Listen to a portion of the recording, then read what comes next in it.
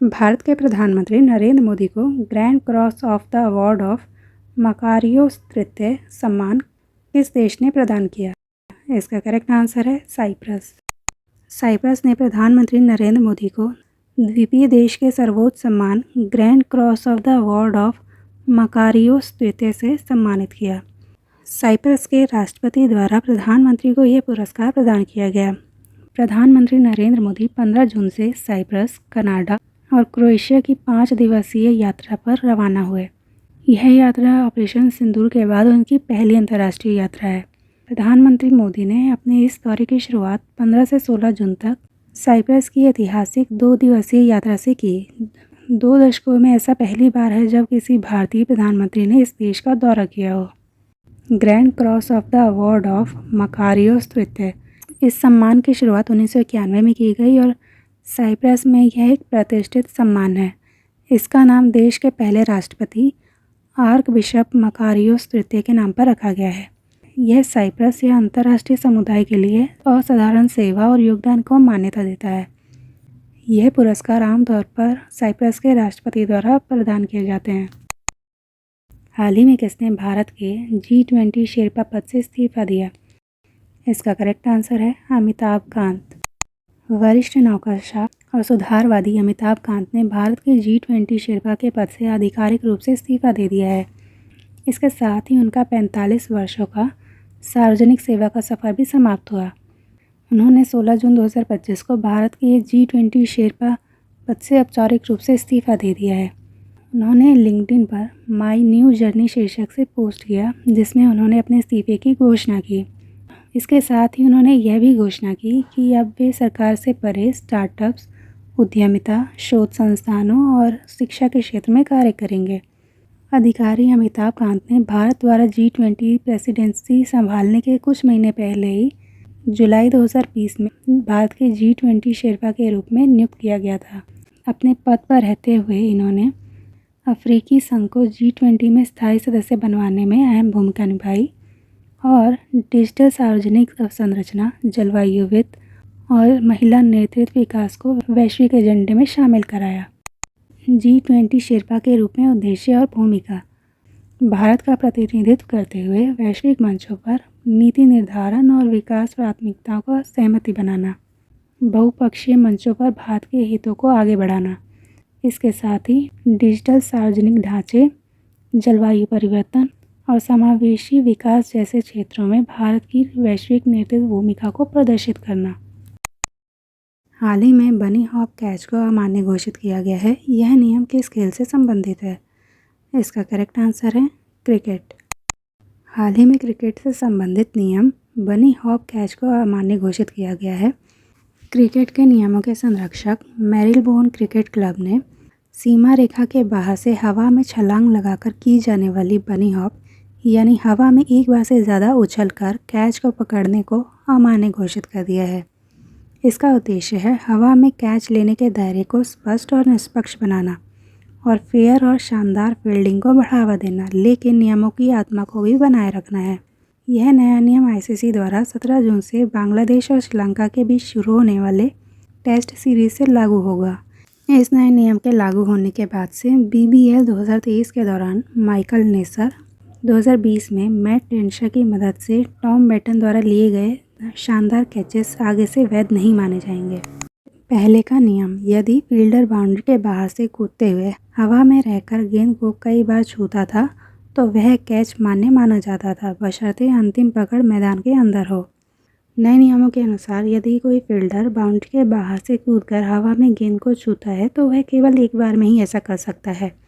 इसके साथ ही उसे पूरी तरह से मैदान के अंदर लैंड करना होगा। यदि ऐसा नहीं होता है तो गेंद को स्वतः बाउंड्री के बाहर माना जाएगा। यदि एक साथी खिलाड़ी को पास करने की कोशिश में विफल हो जाता है और गेंद सीमा पार कर दी जाती है, तब भी वह कैच नहीं बल्कि वह बाउंड्री मानी जाएगी। अल्टीमेट टेबल टेनिस 2025 का खिताब जीतने वाली टीम कौन सी है? इसका करेक्ट आंसर है you Mumba. Ultimate table tennis 2025 का खिताब यू मुंबा ने जीता। यह अल्टीमेट टेबल टेनिस 2025 भारत की अपनी फ्रेंचाइजी टेबल टेनिस लीग का 6ठा सीज़न था। यह 31 मई से 15 जून 2025 तक चला और अहमदाबाद में आयोजित हुआ। अल्टीमेट टेबल टेनिस, यह भारत में एक पेशेवर स्तर की टेबल टेनिस लीग है जो 2017 में लॉन्च की गई, जिसमें 8 टीमें शामिल हैं। इस लीग का आयोजन table tennis federation of India द्वारा किया जाता है। 2024 में इसकी चैंपियन गोवा चैलेंजर्स रही, जिन्होंने दबंग दिल्ली टीटीसी को हराया। वहीं फॉल्कन्स टीटीसी ने इसका पहला सीजन जीता। इसका हर गेम 11 अंकों तक खेला जाता है और टाई के साथ सबसे ज़्यादा गेम जीतने वाली टीम विजेता होती है। एयर इंडिया AI-171 दुर्घटना की जांच के लिए किसकी अध्यक्षता में समिति का गठन हुआ है? इसका करेक्ट आंसर है Govind Mohan. Air India flight AI-171 दुर्घटना के बाद इसकी जांच के लिए एक उच्च स्तरीय समिति का गठन हुआ है।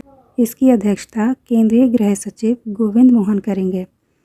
यह समिति 3 महीने के भीतर अपनी रिपोर्ट प्रस्तुत करेगी, जिसमें भविष्य में ऐसी घटनाओं को रोकने के लिए मानक संचालन तैयार होंगे।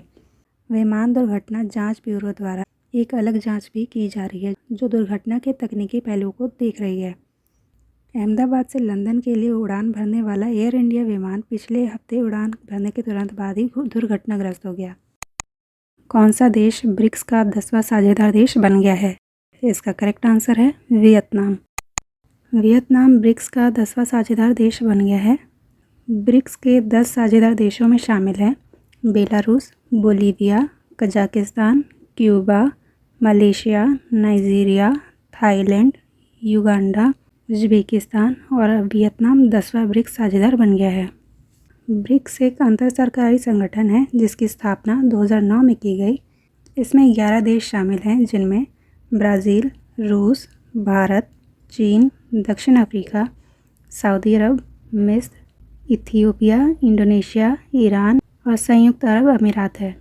इसके पहले शिखर सम्मेलन में ब्राज़ील, रूस, भारत और चीन शामिल थे इसके संस्थापक के रूप में, जहां इनके नाम के अनुसार इसका संक्षिप्त नाम ब्रिक्स रखा गया। अप्रैल 2010 में दक्षिण अफ्रीका ने दूसरे ब्रिक्स शिखर सम्मेलन में अतिथि के रूप में इसमें भाग लिया और सितंबर 2010 में वह इस संगठन में शामिल हो गया, जिसका नाम बदलकर ब्रिक्स कर दिया गया। वहीं ईरान, मिस्र, इथियोपिया और संयुक्त अरब अमीरात ने 2024 में इसके शिखर सम्मेलन में सदस्य के रूप में भाग लिया। इंडोनेशिया आधिकारिक तौर पर 2025 में इसमें शामिल हुआ, जो पहला दक्षिण पूर्व एशियाई सदस्य है। ब्रिक्स सदस्यता। ब्रिक्स में 2 तरह के सदस्य होते हैं, एक पूर्ण सदस्य और दूसरा साझेदार सदस्य। पूर्ण सदस्य ब्रिक्स के मुख्य सदस्य होते हैं। इनके पास वोटिंग का अधिकार होता है और अन्य अधिकार भी होते हैं, लेकिन ब्रिक्स के सहयोगी देश ये ब्रिक्स के सम्मेलनों और वार्ताओं में भाग जरूर लेते हैं, लेकिन इन्हें वोट का अधिकार नहीं होता। हाल ही में भारत सरकार ने उत्तर कोरिया में भारत का नया राजदूत किसे बनाया है? इसका करेक्ट आंसर है आलियावती लोंगकुमे। आलियावती लोंगकुमे को भारत ने उत्तर कोरिया में भारत का नया राजदूत नियुक्त किया है। ये भारतीय विदेश सेवा के 2008 के बैच से संबंधित है। वर्तमान में वे पैराग्वे भारतीय दूतावास में प्रभारी हैं। भारत द्वारा यह नियुक्ति लगभग 4 साल के अंतराल के बाद की जा रही है। अतुल मल्हारी गोत्सुर्वे उत्तर कोरिया के भारत के पिछले राजदूत थे। भारत ने जुलाई 2021 में उत्तर कोरिया की राजधानी प्योंगयांग में अपना दूतावास बंद किया था और अपने राजदूत अतुल मल्हारी गोत्सुर्वे और उनके कर्मचारियों को भारत लौटने को कहा था। विदेश मंत्रालय के अनुसार यह निर्णय कोविड-19 की महामारी के कारण किया गया था। भारत द्वारा 2024 में इस दूतावास को फिर से खोला गया। द्वितीय विश्व युद्ध की समाप्ति के बाद कोरियाई प्रायद्वीप को कोरिया गणराज्य यानी दक्षिण कोरिया और उत्तर कोरिया में विभाजित कर दिया गया। उत्तर कोरिया एक साम्यवादी देश है और इसका चीन के साथ बहुत करीबी गठबंधन है। उत्तर कोरिया दुनिया के सबसे अलग-थलग देशों में से एक है और बहुत कम देशों के साथ इसकी राजनयिक संबंध है। उत्तर कोरिया के पास परमाणु हथियार हैं और इस पर परमाणु हथियारों और बैलिस्टिक मिसाइल कार्यक्रम को लेकर संयुक्त राष्ट्र और संयुक्त राज्य अमेरिका द्वारा कई प्रतिबंध लगाए गए हैं। भारत ने 1973 में उत्तर कोरिया के साथ राजनयिक संबंध स्थापित किए। हालांकि भारत के संबंध अधिकतर दक्षिण कोरिया और उसके समर्थक संयुक्त राज्य अमेरिका के साथ घनिष्ठ संबंध है। वहीं 2017 में भारत ने संयुक्त राष्ट्र के प्रतिबंधों का पालन करते हुए उत्तर कोरिया के साथ अपने सभी व्यापारिक संबंध समाप्त कर दिए थे।